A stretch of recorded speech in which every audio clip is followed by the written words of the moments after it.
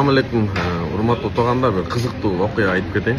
Мен досторум, азыр мындай могу жака Майдинага чейин 5-6 саат автобус менен келдик, машина менен келдик. Поезд менен келели десек, экономдой эле бир машина менен келбейли деп мейлдетип алган. Бияка келип, тамак ичели десек, бул жакта тамакка экономдоп айтат. Кичине 2 саат, 3 саат уктасак бул ресторан кымбат экен. Ушул сырттан чыгып эле мыяктан өзбек фудтан жеп албайлык. Мен айтайын дегеним, биз негизи эле кыргыздын менталитетинде ушундайбы же кандай билбейм. Элге чачылып, Аллага шүгүр, кайрымдуулук иштери кылып жүрүп, үй алып берип жүрөбүз, андай мындай курсактарын тойгуп жүрөбүз, жетим жесир менен бөлүшүп, медресе бирөө өзүбүзгө келгенде ушундай жумот болуп калабыз, бардыгы сага кымбаттай көрүнө берет да. Мурун бизде деле, мурун айылда деле, конфет-сафенттерди алып койду, ким жейт, буларды коноктор жейт, өзүбүз жебейбиз.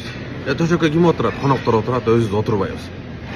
То есть айтайын дегеним, мен да канча берешен досторум бар, 500-600 мың долларга түшүп калды былтыр. Бирок кайрымдуулук иштерде бизнесмен досторум давай десең, давай жанталашып, койгон ашын баарын коюп чогултуп бергенге даяр да. Бирок өзү эз алганга чыгып, эмне Сингапурга барбайсыңбы, эмне Малайзияга барбайсыңбы, акча жок болуп атат, акча мындай болуп атат, проблема болот. Бардыгыбызда деле ушундайбы же кандай? Кээ бир инсандар бар, өздөрү жакшы кийим алат, кымбат кийим алат, жакшы эз алат, бирок кайрымдуулукка келгенде чыгарбайт, жумот. Мен былтыр төбө соёбуз деп өз көзүм менен көрдүм, бир инсан, ат айтылбайт го.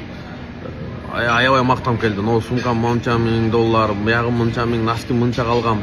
Анан ке төбөгө акча чыгарабыз дегенде, мага айтты да, сдачадан сенде 120 реал калып калбады эле, ошону кошуп койбойсуңбу деп. Кээ бирлер бар, өзүнө иштетет, бирок элге келгенде вообще иштетпейт. Кээ бирлер бар, элге иштетет, чачылат, бардыгын кылат, бирок өзүнө келип калганда жумот болуп калат да. Ошондо кайсынысы туура болот өзү негизи? Кайсынысы туура? Силердин пикириңерди айтып кетсеңер, мисалы, үйгө келгенде бардыгыбыз жумат. Мен көп бизнесмен досторум бар, намаз окушат, берешен, аябай берешен жакшы адамдар. Бирок үйүндө эконом отуруп салган. Жок, албай турабыз, жок, мындай кылбай турабыз, жок, ремонт кылбай турабыз, минтпей турабыз, тигинтпей турабыз, жебей турабыз. Кыскасы өзүнө келгенде сараң, элге келгенде чачылат. Азыр дагы бул жерде бул досум айтып атат, ушунча төлөдүк, но давай ушул үчөөбүзгө 150 реал кетти да, ушунун заказы акчаны чыгарабыз эми. Кетпейбиз, 10-до жабылат экен, 7:30-да киргенбиз, 10-го чейин иштейбиз дейт. Жейбиз дейт да. Башкаларга бергенде ушундай беребиз, өзүбүзгө келгенде 150 реалга ойлонуп атып, нерде кирсекпи, кирбесекпи деп атып, араң кирдик да. Эң последнийин өзүбүзгө калтырабыз, калгандарын бергенге келгенде